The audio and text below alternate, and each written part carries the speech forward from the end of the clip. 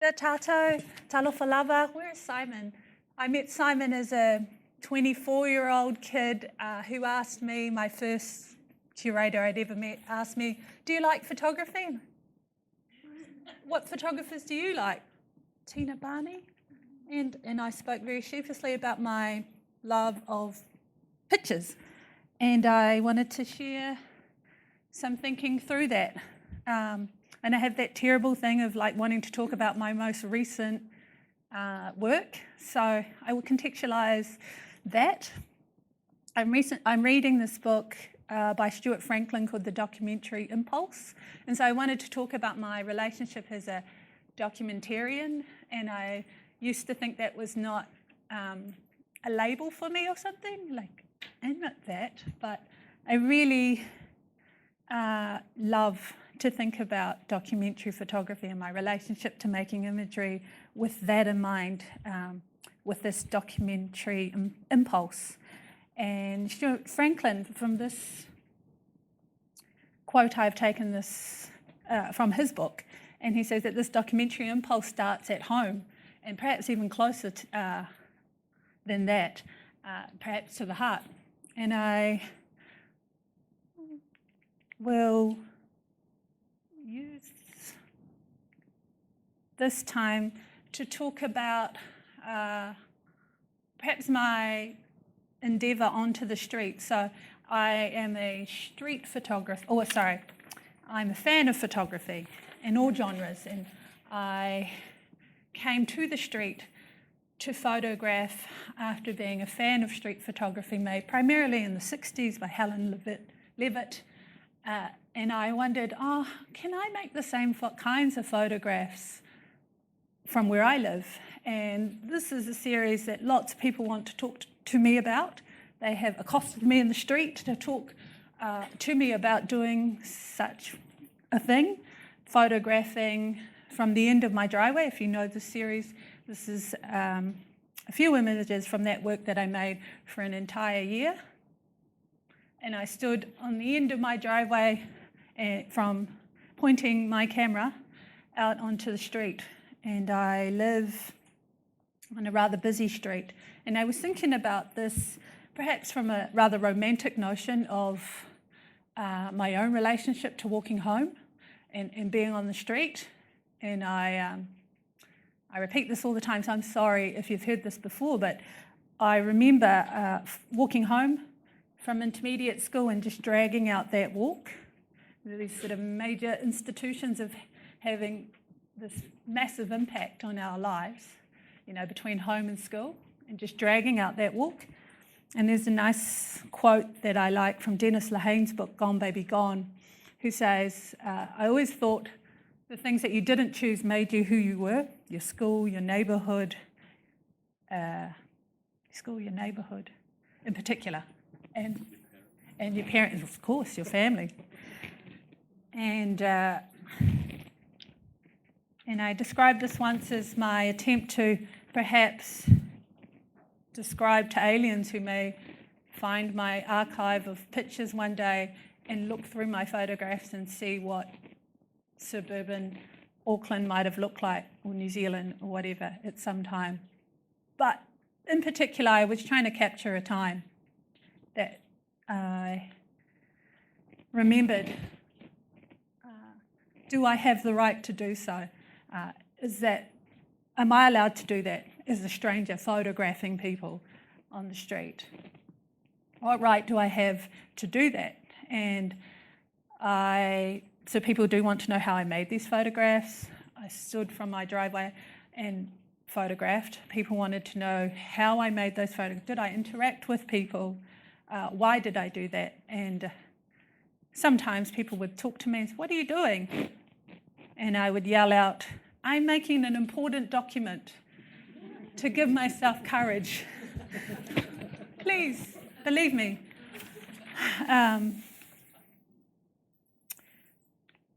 And I did want to talk about my experiences of perhaps defining this idea. I photographed everyone and everything of interest, cars, normal citizens, ununiformed people, and I decided that I would only include uniformed children or teenagers as perhaps armour that they wore.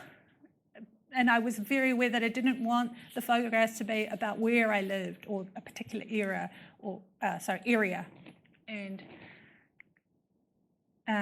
Bill Cunningham said, like, fashion, school uniform fashion is the armour of is the armour from everyday reality, which I really liked. And I wondered if that could be applied here. Once a teacher found me in a gallery and wanted to talk about this work in a very public way, which is good, I'm up for that. And I talked about this as perhaps a documentation of the street and my relationship to, home and school, being like this. And I said to her, she said, "Do you know who you photographed?" And I said, "Kind of, not really. I'd love to give one of these prints to your school," because she was a teacher from one of these schools. And she said to me, "Oh no, we probably wouldn't show it because they're in the wrong uniform." And I said, "Oh, this is not an example of correct uniform. I think you have missed what it is that I'm trying to do." I later met her again when she interviewed my daughter for her school. So she still doesn't want my photograph for her school. So I guess I will think I won't have time perhaps to answer all these questions, but these are things that I've been thinking about for a long time in relation to this. And I did want to spend some time perhaps thinking about this and talking about these questions. Who should make pictures? Do I have a right to make pictures? And who tells the story? Should it be me? And who is represented? And what story is told? And what is my process? The how, or tikanga. What is my tikanga? What is my anganu'u, Samoan word for the culture or the practice of making pictures? And who owns these pictures and what is their later function? So I'm very happy to follow you, Shinanao, for someone who looks at photographs as well and thinking about that these images will someday belong in some archive. And I've always had this idea that these pictures will be made for a public archive, and the things and the people who I was surrounded by deserved to be made, deserved attention, deserved, I guess, some attention of picture making, if that makes sense. I met, at this time I was starting to move from photographing on the driveway. I had exhausted that process, I think. I think a year was enough. I quickly learned that I think after that time that's enough. And I really wanted to photograph in another way. And I employ lots of different photographic processes. And I became very interested in the studio photographer as this, as we just seen this sort of privileged position that you got to see a community. You got to document people in sorts of ways, and I became fascinated with how I may do that. So I set up my own studio photo booth. I connected with one event. It was Neighbours Day Aotearoa, and I showed up and made a temporary photo booth. And I met Christian, and we did that on the side of the holiday program once. And I, at the same time, became really interested in who I was in terms of making images and what was my intent. Why was I doing this? Was that right for me to do this? And I had to re-examine who I was in relation to picture making. And this is perhaps 3 years of making and sitting around thinking about how I could make pictures in a new way. Perhaps, walking around with the camera. And I wanted to collect stories and and make pictures about these stories. Now, I was telling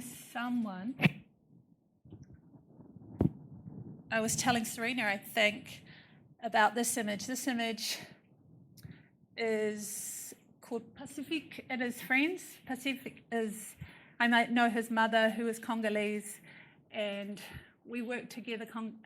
Lema, his mother, has this amazing group of women who are very active in the community, and we somehow managed to get a whole lot of bikes donated to us, and we gave them away one day. And this is, in between working on this event, I managed to take pictures of people getting new bikes. And I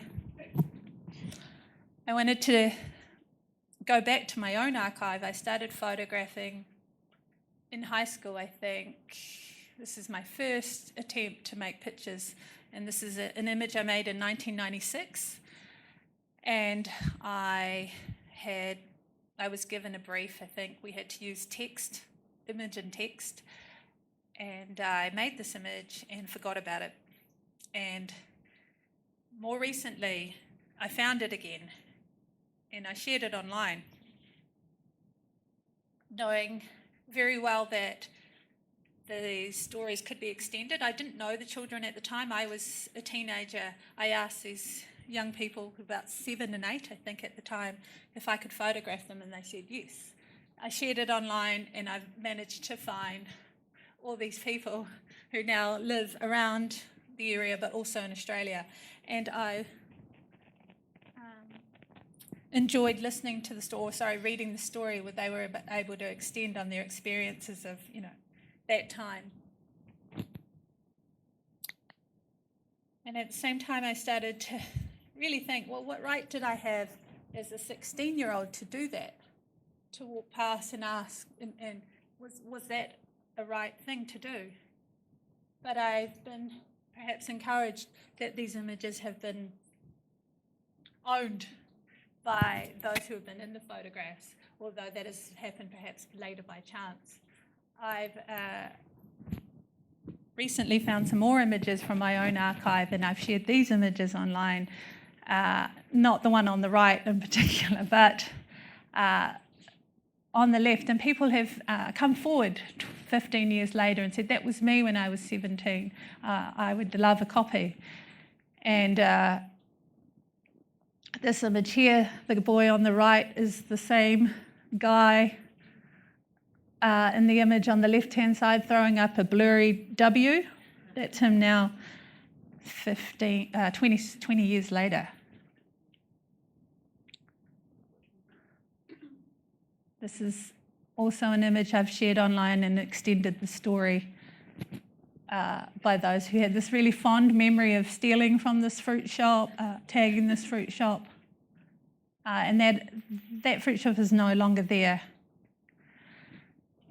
I wanted to move on to perhaps my own relationship to image making. More recently, I once joked on Instagram that perhaps the pinnacle of my career is making profile pictures for kids like Bilson.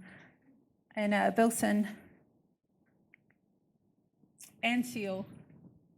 Seal's the local rat bag, and I have been thinking very deeply about why I should include him in my picture making. Does he deserve to be photographed as someone that perhaps is up to mischief? Does he then deserve to be pictured? And am I doing a terrible thing by photographing him? And I started to think, well, what other stories will be told about him much later as he becomes older?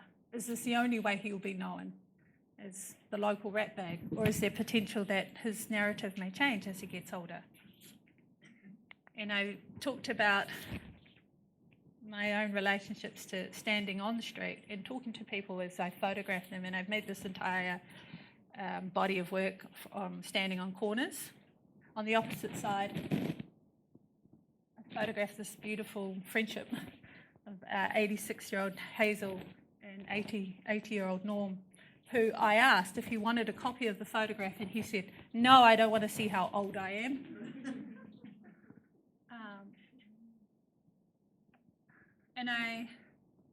When I was younger, I thought I was going to be a journalist, and for some reason, I didn't make it to media or communication studies. I found my way into art. But I'd like to think I've been collecting stories that accompany this work that perhaps can be embedded in the photograph somehow long after I die, that people will look to these photographs and collect some form of a story. I think I've been trying to photograph something that I saw The Guardian describe Daniel Meadows, an English photographer who I love very much. His practice is described as the great ordinary, which I would like to think that is very similar to what it is that I'm trying to look for. That the life that we look for in images made afar, I can find them here if I hang around enough and establish relationships and think very deeply about what I'm doing. This is Seal. Seal I have a beautiful relationship with. I've photographed him many times over a period of 3 years, and I found Seal one time. This is the way we met. He was passed out in front of a train station. His friends had left him, and I spoke to him, tried to wake him up. He had taken something bad, synthetics, drug, and I talked to him about trying to find out where he was. Anyway, I have since been trying to bump into him ever since about make pictures, and this is another episode where Sio's being quite a ratbag. But the symmetry of this image, I couldn't believe that the world had gifted me something like this. And I may be going quite fast, but I wanted to, because this is all very new work, so maybe indulge me while I speak about work that I'm still thinking about. But I've been trying to find occasions to bump into people for a long time. And this is Bear Creek, who I met at an annual Christmas lunch. And I've been trying to bump into him for a long time. I met him. He tried to paint my car for $500, and I said I wouldn't do it. And he was very nervous about being photographed rightly so. And I said to him, "Oh, come on, I'll make you look good." And I guess that's been what I've been trying to do with this most recent work. And I know that's perhaps incredibly simplistic or naive to say, "Oh, I'm just making good-looking pictures." But with perhaps sensitive material or not necessarily straightforward material. Anyway, I showed him this picture and he said, "Oh, yeah, you're right, I do look good." And I wanted to leave it there so that perhaps I could have some time to talk further about some questions I may have raised earlier with the slide, or that you may be more interested in hearing about something. So there's quite a lot of time left over for me to answer questions or to follow Serena's lead, if you like. Maybe we can start with a couple of Yeah.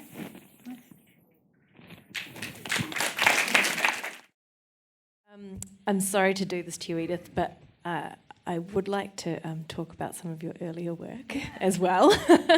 Because the thing that's quite interesting when you look at the images that you're taking from the end of your driveway or on the street corner, there's a degree of immediacy at play there, which is quite different when you think back at early works like Mrs. Amatuanai or Boy Shame or Girl Shame, for instance.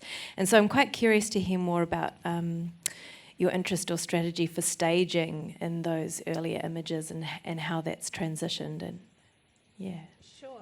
Oh, wow. Can you hear me? Swap? We can swap. Can you hear me? Okay. It's a very good question, I guess. To take that question back to my quote about an old knot that when trying to untie in the heart, I'm interested in employing the appropriate process for picture making. And at that time, I had a clear picture of what it was that I was trying to untie, if you like. And so there was something I wanted to say, there was something I wanted to show the world, if you like, and staging photographs at that time was most appropriate. So the image I perhaps became, or that I really enjoyed of that time, was an image of my sister, her name was Yoka, and she was carrying 2 cups from a kitchen into somewhere. And I had a very specific thing in my mind, and I wanted to talk about that. And so making images that way was the appropriate way. To fast forward to perhaps now or more recently, there's still things that I'm still interested in, but I'm trying to answer that for myself in different ways. So standing on the street for hours, on corners trying to find what's out there is the way that I've employed now, if you like. So I'm a big image fan, and I'm trying to make images that can be, in the same company of certain genres or pictures, if you like. Does that answer? Yes, thank you. I think arguably maybe one thing that's quite consistent across a lot of your practice is the concept of home.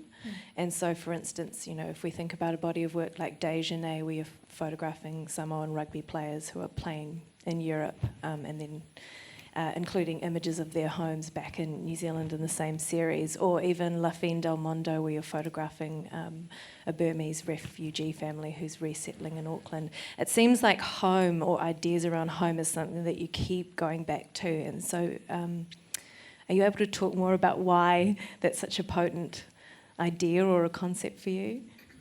Yeah, I think it's very rich territory.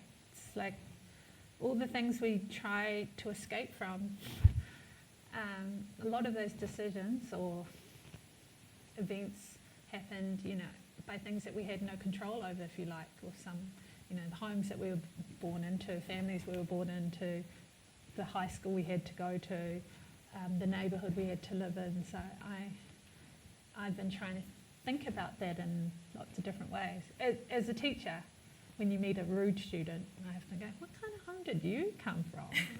And so I've been thinking, about, and then when we converge in public spaces like the street, it's incredibly liberating at the same time. It's like I can be anybody. I can be not that person that is known that way in the home, or I don't have to be baby sister and someone else. So perhaps it's from that, it's just like a launching pad, if you like, that I always come back to in some way or another. Yeah, I'm trying to escape it, but you kind of can't, if you like. One thing that I really respect about your practice is the deep degree of consideration and respect that you have for audience, and the amount of time you spend thinking about who your work is for. And one thing you said, I think it was from an Art New Zealand article, you said, I have to live with this work with my family and friends, so I have to remember that I can't make work that they don't believe and I don't believe. And so I'm curious to know how you know when an image is successful, or when you've created something that really speaks to what you believe in. I think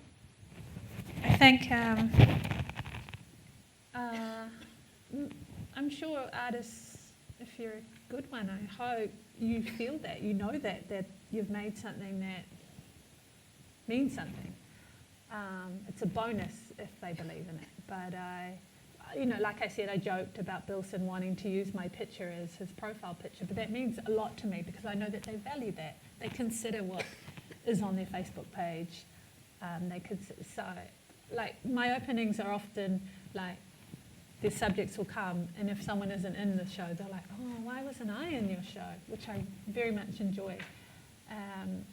So it's a platform, I suppose, that I'm very aware of. And when I was a kid, I used to watch Shortland Street, and I was like, oh, how come none of the people I like are on TV? Why isn't there anyone that I think is interesting is on TV? So I've been thinking about that for a long time, and I'm continuing trying to think about that as an audience. And can you protect your subjects from that when you start to do that? When you start to put things online and share images? Not completely, but I hope I've put in some groundwork, some serious foundation to think about that as a platform, and at least some safe launching pad before it goes out into the world. So we all want attention, I think. And yeah. Probably secretly.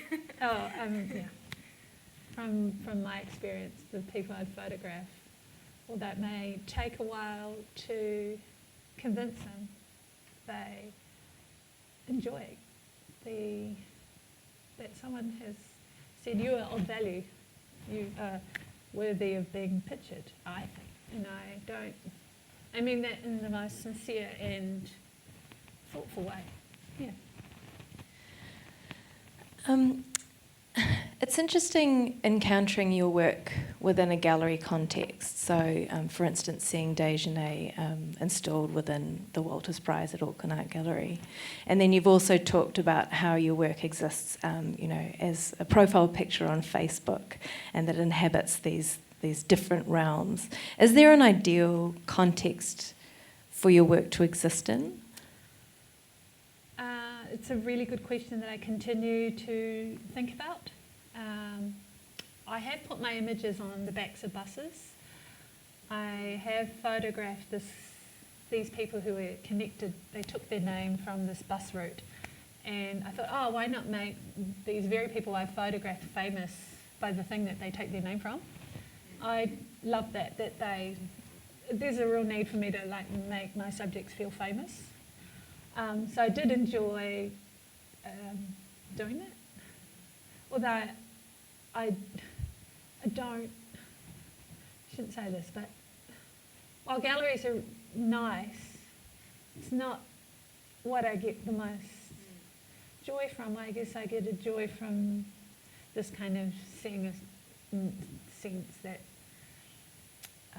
my subjects feel like they own those images in that context, in that format in which they are. And if they think that the gallery is a good one, then they do that. But if they value the bus route, the backs of buses, then perhaps that's the most ideal format. But it really depends on the work, I think. And because it's interesting, your work has a real potency on social media. Like it has a good life in social media, and it seems like there's quite a good connection with the communities that you're working with on that platform. How important is social media to you in your practice? Well, it's just another platform, I suppose. I'm not afraid of it, like perhaps some of my photography friends. It's another platform. Whether that's it, I'm just an Instagram photographer, I'm not sure. But based on the work I've done with people like to come to a thing. So it is great to come together and look at something in the real. But it's just, social media is just another platform that you adjust your work to, but it's not the be-all or end-all of formats. Same as galleries, same as, so maybe doing things multi-platform, perhaps way, I don't know, but it's something I'm really interested in thinking about. So we might open up the conversation a little bit more, but there was one question that you asked, which is such a hard question, and I'm quite fascinated to hear you talk more about it, and that's who should make pictures? Like, that's a huge question, and it's very potent, so I'm curious to hear your thoughts on that. Yeah, I guess art school teaches you to think about that, right? And that quote that I took from Paulo Freire's work, Pedagogy of the Oppressed, which I found to, as I'm this pretend social worker, is a key text. And I've been thinking about that. Who has the right to do so? And as artists, where do we get off sometimes doing things, and who has the right to speak for who? And what I was key in putting these images together, the word is picturing ourselves. And I'm doing this article for the school journal, you know, the New Zealand school journal, which I just think is like amazing. And I had to describe my work to 11-year-olds, you know, just thinking about it. What is it that you're doing? And I thought, oh, maybe I'm making pictures of my family that for strangers, and that's massive, I think, you know. But like I said, I have to live with this work, and I can be easily found. Social media, you know, they can find me, and you know, people have come on behalf of others often and say, "You don't speak for us." And say, well, who do you speak for? And it's a massive question. Who am I? Girl, woman, born here, born that, and you know, should I photograph Māori? I'm not Māori. Should I photograph Burmese families? Which often I got asked at art school. So, you know, you're making these photographs, is that possibly exploiting these people for your artistic practice? What was your response? It was good, you know, that's a good question. And I said, well, I think it's of value. I really, you know, I'm not going to,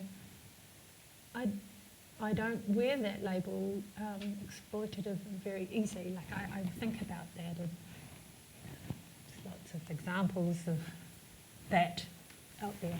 So, but I said, who else is making pictures like this?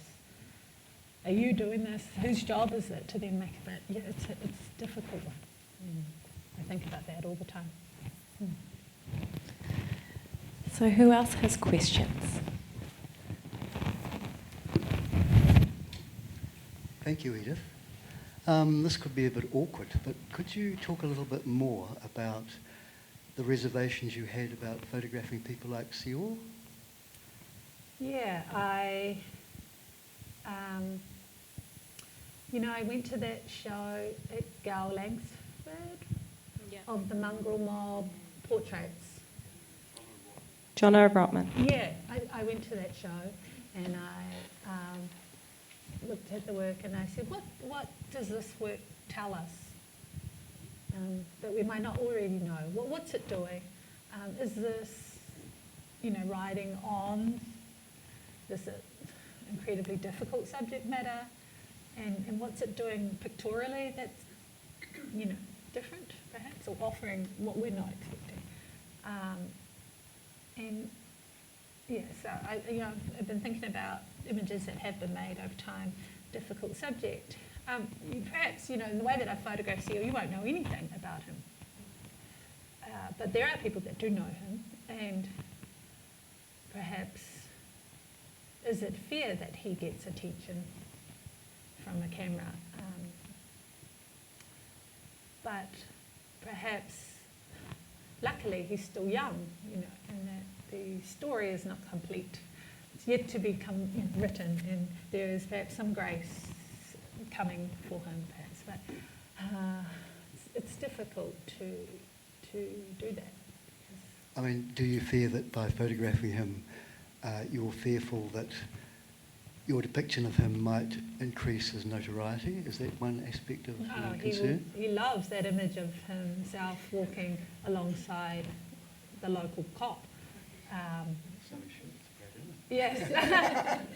But I'm also aware that the time will change for him. He's not going to be 15 for very long. But yes, you know, there is some notoriety. So I'm thinking about that. Thank you. Anyone else? Up there? Oh, cool. I was just wondering about when the unwitting subject becomes the object, as in the image, to be viewed publicly, and the ethics around that. Yeah, and that's a good question. And of course I think about that before I make the picture.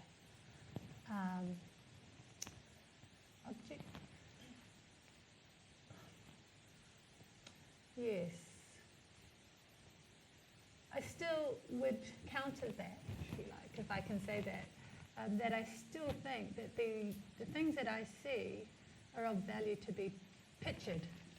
So a family that moves from Myanmar or Burma to Massey is a thing of value to try and make pictures of. To make an object of, I'm not sure if I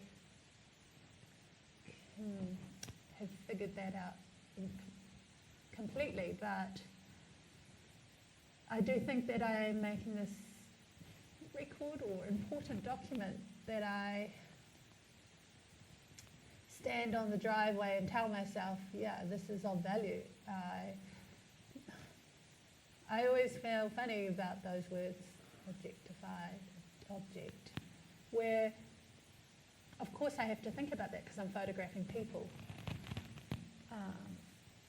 But I'm aware what kind of people specifically I'm photographing, and that they should be on show at Gavette Brewster as beautiful encased photographs, if that is the correct format for that. I don't know if that answers you.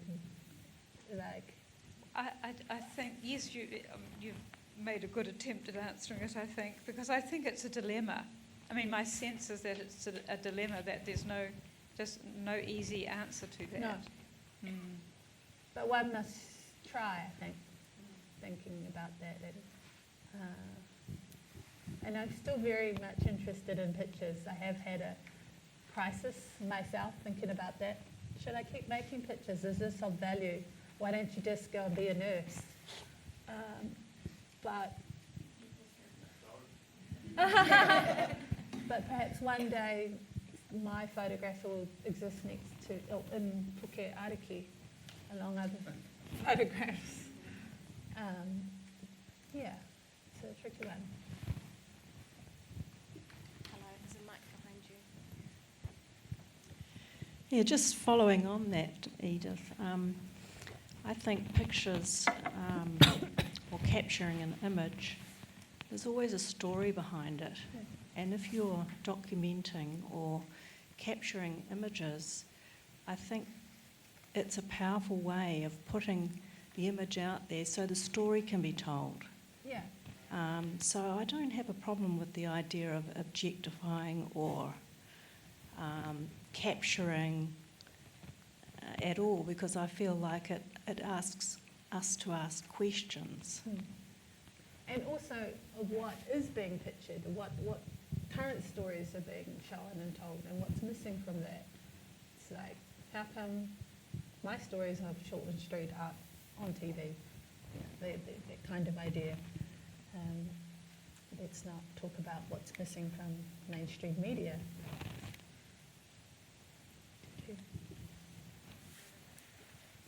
Thanks, Edith. Hi, thanks very much, Edith. It's always good to see you and see your work. I'm curious because obviously a lot of your earlier work was based around cultural identity and representation of your community. Given, the majority of the contemporary photographers in your peer group are guys, how do you feel about being one of the leading Pacific female artists in New Zealand? I don't really think about that like that.